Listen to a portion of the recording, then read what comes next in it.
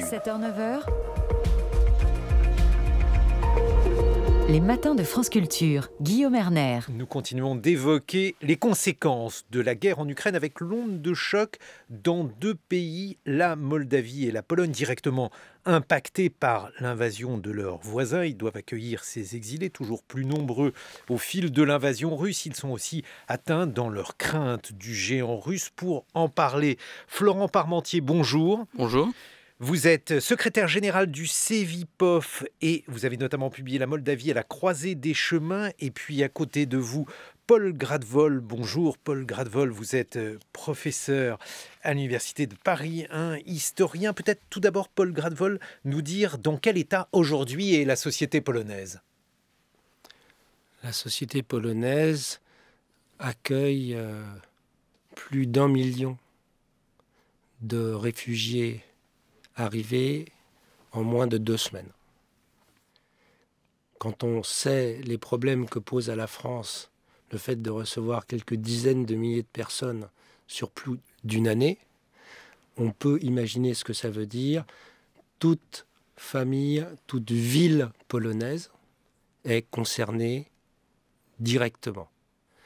Et dans cette situation, la société polonaise est très heureuse de constater que l'Europe aide. Elle est aussi choquée de constater des absurdités. Ce matin, des Ukrainiens qui devaient repartir ailleurs en Europe en transitant tout simplement par l'Angleterre se sont vus refuser le vol pour cause de simple transit par l'Angleterre. Donc, la société polonaise se retrouve avec des réfugiés aussi pour ce genre de raisons qui pourraient aller ailleurs et qui sont bloqués. Des choses très techniques, les prix des transports augmentent. Bref, il faut vraiment songer à ce que représente l'accueil et je sais que pour la Moldavie, les chiffres et les proportions sont encore plus élevés. Florent Parmentier. Oui, pour faire suite à ce que disait Paul Gradwohl, ce qu'il faut voir, c'est que la Moldavie est un État de taille modeste comparé à la Pologne. Quand je dis de taille modeste, d'abord en termes de population, on est sur un pays de 2,8 millions d'habitants, donc on est bien loin effectivement de la taille de la Pologne. Et puis on est également sur un PIB nominal qui est le quart à peu près de celui de la Pologne par tête. Donc on est sur ce type de société, de capacité d'accueil. Du coup, il faut se mettre en perspective. 100 000 personnes qui restent, plus de 200 000 personnes qui sont passées par la Moldavie, mais 100 000 personnes qui restent en ce moment en Moldavie, ça représente l'équivalent de 3 à 4% de la population. Donc on est effectivement, pour 100 000 habitants, la Moldavie accueille 2 fois plus d'exilés que tout autre État en fait au sein de l'Union européenne. Alors même effectivement que la Pologne a fait preuve la Slovaquie, la Hongrie font également preuve effectivement de beaucoup de générosité dans l'accueil. Ce qui aujourd'hui crée des situations bien entendu sans précédent parce qu'il y a eu une autre aussi crise des migrants dans cette région-là qui ne s'est pas déroulée de la même manière, Paul Gradwohl. Alors, je dois quand même rappeler que la fameuse crise des migrants est une crise qui est en partie inexistante pour les pays d'Europe centrale. Pourquoi ? Tout simplement parce que en 2015, ce sont des centaines de milliers de personnes qui traversent la Hongrie et ne s'y arrêtent pas. Donc, quand on parle de crise des migrants, il faut savoir qu'on est dans un vocabulaire qui néglige la réalité que ce ne sont pas des migrants. Au sens large, ce sont des gens qui demandent l'asile. Et deuxièmement, ce ne sont pas des gens qui souhaitent rester un tant soit peu en Hongrie. Quelques dizaines de personnes, en fait, sont restées. Donc, oui, il y a eu des gens qui sont venus en tant que réfugiés. Dans la mesure où ils ont été accueillis en Allemagne, ils ont traversé le pays, ou en Autriche, ou ailleurs. Et la question de l'accueil de ces populations ne s'oppose pas du tout de la même façon que l'accueil des Ukrainiens qui viennent. Alors, il faut dire que pour la Pologne, il y a une spécificité importante, c'est que l'histoire de ces migrations, comme ça a été dit sur cette même antenne par Catherine Goussef lundi, a vraiment un rythme particulier. Après l'ouverture de 1991, il y a d'abord peu à peu des femmes qui viennent s'installer, qui vont pénétrer les services, surtout dans les années 2000-2010. Puis les hommes arrivent et travaillent de plus en plus. Donc vers 2015, il y a déjà 1 million à peu près d'Ukrainiens en Pologne, mais qui font des allers-retours. Et là, nouvelle vague de femmes d'abord, sans doute ensuite suivie d'hommes. On est dans une situation différente, très différente. Bien sûr, mais ce qui a été noté aussi, Florent Parmentier, parce qu'il y a quelques mois, il y avait eu une tentative du président bélarusse Loukachenko d'instrumentaliser donc ces migrants, et on avait vu qu'un certain nombre de pays, dont l'Ukraine, puisque cela avait été noté à l'époque, avaient refusé l'entrée de ces migrants sur leur territoire.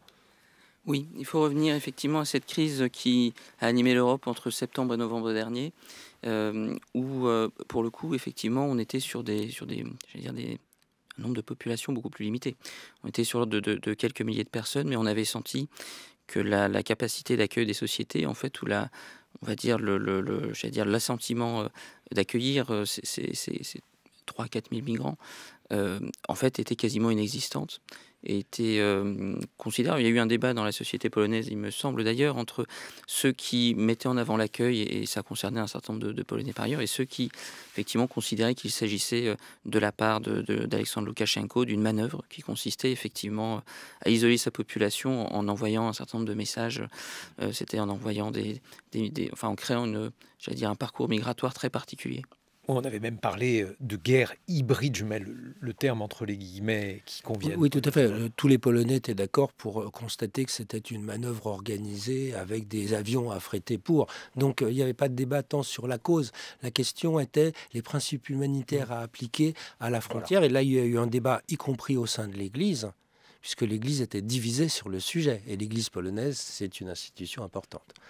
Il y a aujourd'hui un élément supplémentaire. Cet élément supplémentaire, on l'évoquait en introduction, c'est la peur, tout simplement la peur des Moldaves de subir un sort comparable à celui des Ukrainiens, tout simplement parce que, on l'a évoqué, le président Loukachenko bien commis un impair, ou bien a été filmé en tout cas en train d'évoquer que la Moldavie pourrait être la prochaine cible de Vladimir Poutine. Il s'est ensuite rétracté. Que sait-on à cet égard, Florent Parmentier?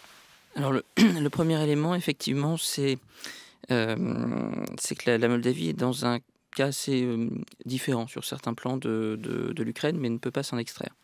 Les éléments de divergence, c'est tout simplement l'article 11 de la Constitution moldave, qui prévoit la neutralité de la Moldavie, à la fois donc ne pas adhérer à une alliance comme celle de l'OTAN, mais également cet article 11 prévoit le départ des troupes étrangères présentes sur le sol, c'est-à-dire le départ des troupes russes.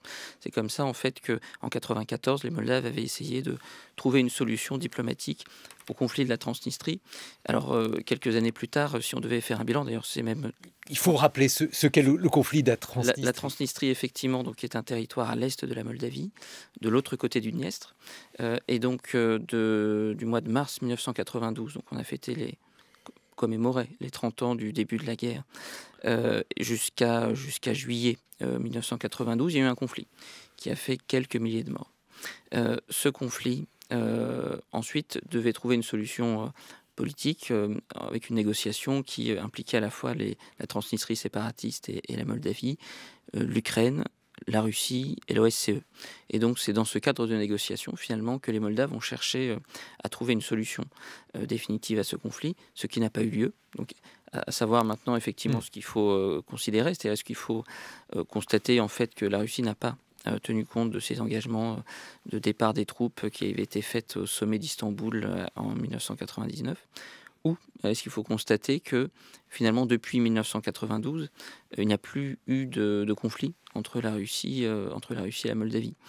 Et ça, c'est effectivement un premier point de différence par rapport à ça. L'une des questions, en revanche, qui inquiète beaucoup les Moldaves, c'est finalement il faut voir aussi que c'est notre différence par rapport au conflit séparatiste post-soviétique. La Transnistrie n'a pas été reconnue comme un État indépendant, ni par la Douma, ni par le président russe, ni par un quelconque État, d'ailleurs. Donc, là, on est sur quelque chose d'un peu différent. Là où il y a un motif d'inquiétude, en revanche, extrêmement réel et présent, c'est en ce qui concerne, j'allais dire, le sort d'Odessa. À savoir, la Transnistrie comme la Moldavie sont un peu dans l'arrière-pays d'Odessa. Odessa, c'est ce grand port de la mer Noire par lequel transitaient jusqu'à une date récente finalement un grand nombre du blé, d'un certain nombre de ressources en fait vers le Moyen-Orient, vers d'autres destinations. Et donc on a véritablement cette question qui se pose aujourd'hui. Cette inquiétude en fait est, j'allais dire, indexée sur le sort d'Odessa.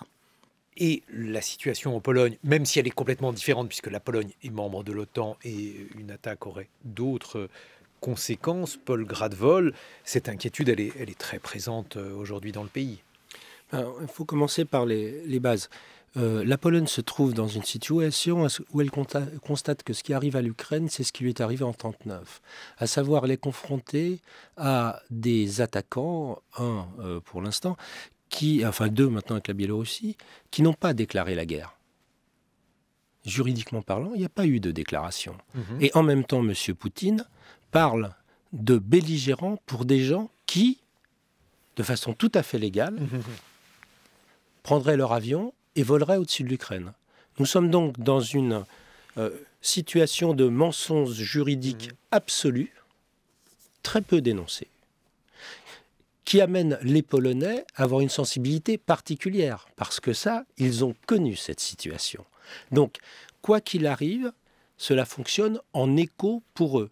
Et ils ont donc très naturellement peur que 39 se reproduise d'une façon ou d'une autre. D'autre part, je rappelle que des attaques cybernétiques russes ont eu lieu la semaine dernière, faisant croire à une partie de la population polonaise qu'il n'y avait plus d'argent, que massive pour aller récupérer des liquidités devant les automates, qu'il n'y avait plus d'essence, il fallait faire 3-4 heures de queue à la pompe dans certaines régions, et donc l'impression est claire qu'il y a des éléments d'infiltration russe qui jouent dès aujourd'hui pour tester. Or, on sait que tester quoi ? La résistance, les possibilités de manœuvre et de manipulation. Donc voir si, quand on passe à une phase ultérieure, ça favoriserait une déstabilisation, y compris militaire, du pays. Mais alors, parce que, Paul Gradwohl, je me garderais bien de faire la moindre prévision aujourd'hui, mais comme je l'ai dit il y a quelques instants, une attaque de la Pologne par la Russie aurait des conséquences qui seraient, comment dirais-je, inimaginables ? Bien sûr, mais aujourd'hui, on est dans une situation où la Russie a attaqué un pays sans l'attaquer. Et finalement, les réactions internationales sont ce qu'elles sont. Donc, de toute manière, nous sommes dans l'inimaginable.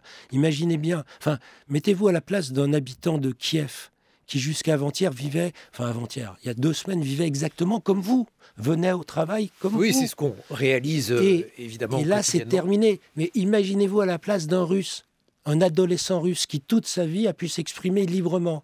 Et là, aujourd'hui, il sait qu'il faut qu'il ait peur, et s'il cogne quelqu'un qui dit « vive l'Ukraine », personne ne lui en voudra et ça sera encouragé. Donc, on est dans un tournant absolument essentiel dans l'histoire européenne. On ne peut déjà plus rien face à ce tournant. Maintenant, la grande question sur ce qui va se passer, moi, je n'en sais rien, parce que on le voit bien. Je vais vous donner un exemple. Vu de Pologne, on est quand même proche de la Biélorussie.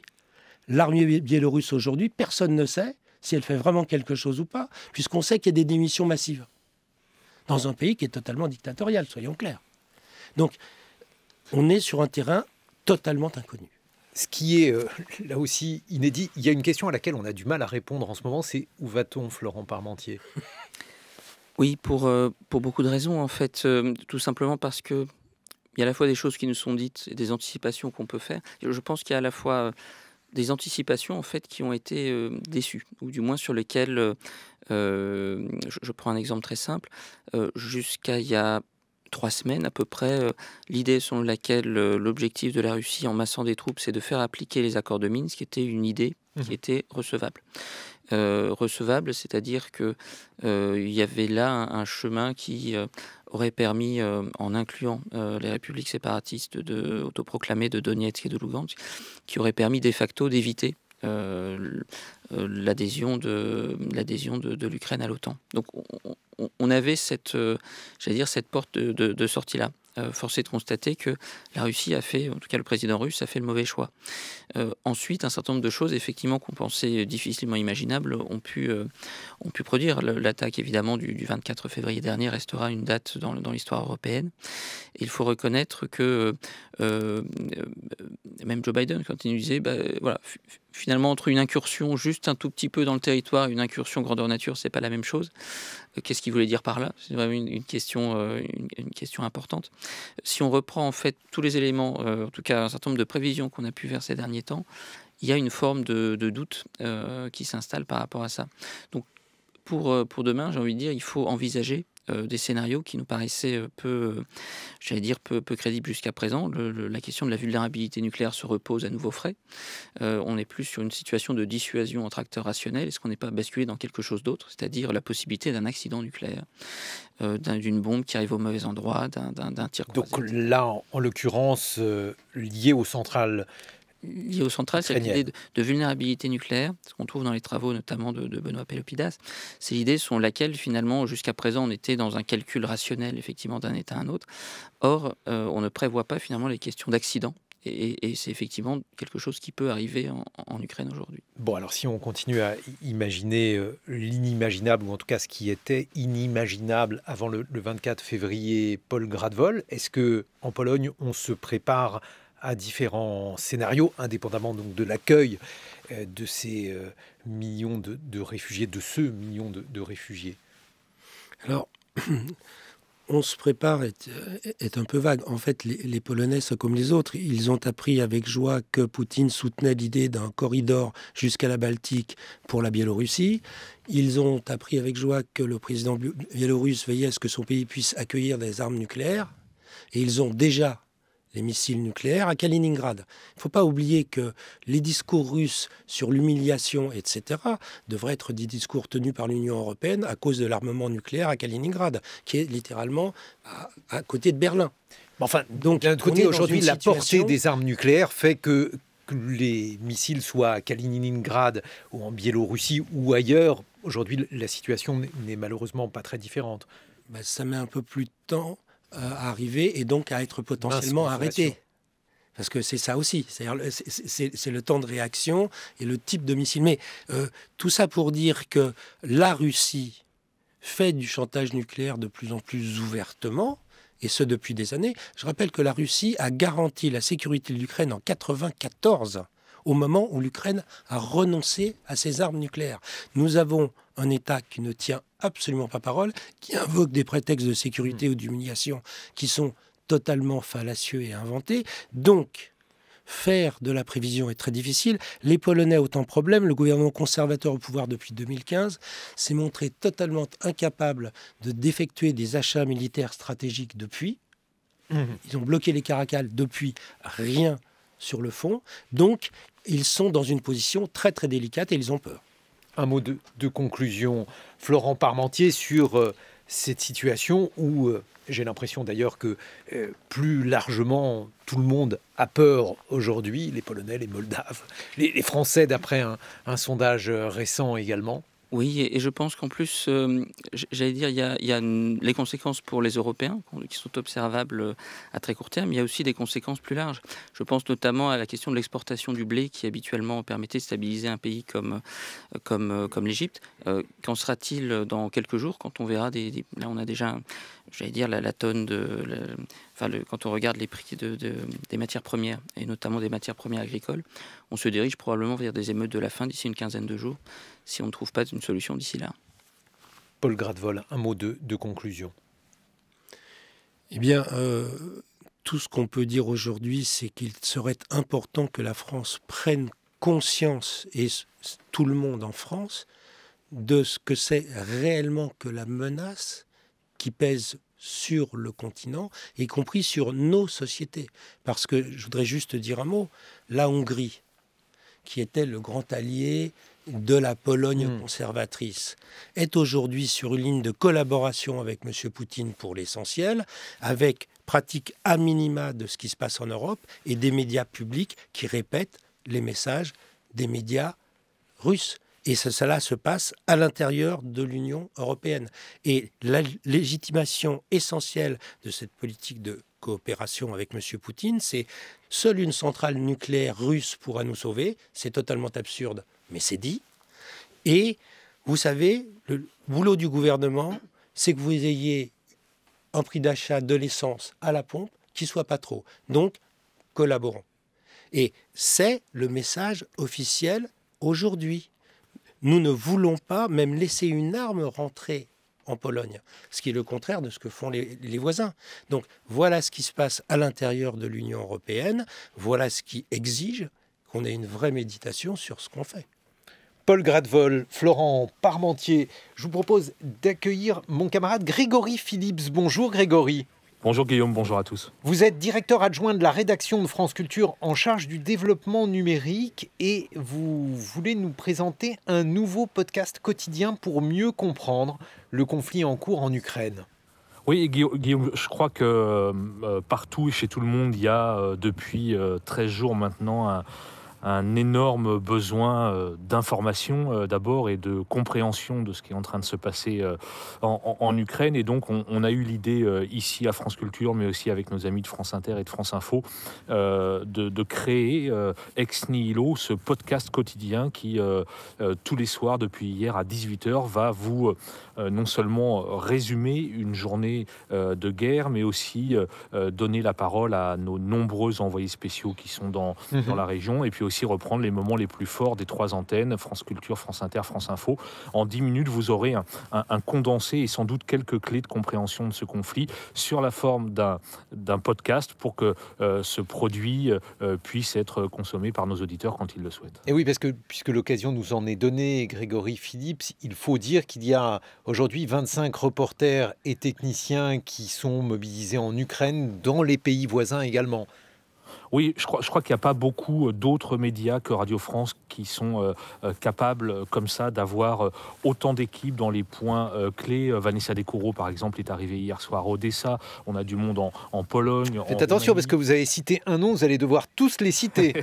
Et ils sont nombreux, mais c'est pour vous donner une idée un peu des lieux où on se trouve. On est à Kiev, évidemment. On a notre correspondant à Moscou. Et tous ces gens-là, ce travail choral permet non seulement de faire remonter une quantité de témoignages absolument phénoménale et aussi d'avoir différentes grilles de lecture selon que effectivement on ait l'analyse du correspondant à Moscou ou les reportages de l'envoyé spécial avec les réfugiés en Pologne. Donc en fait cette masse d'informations est vraiment très importante.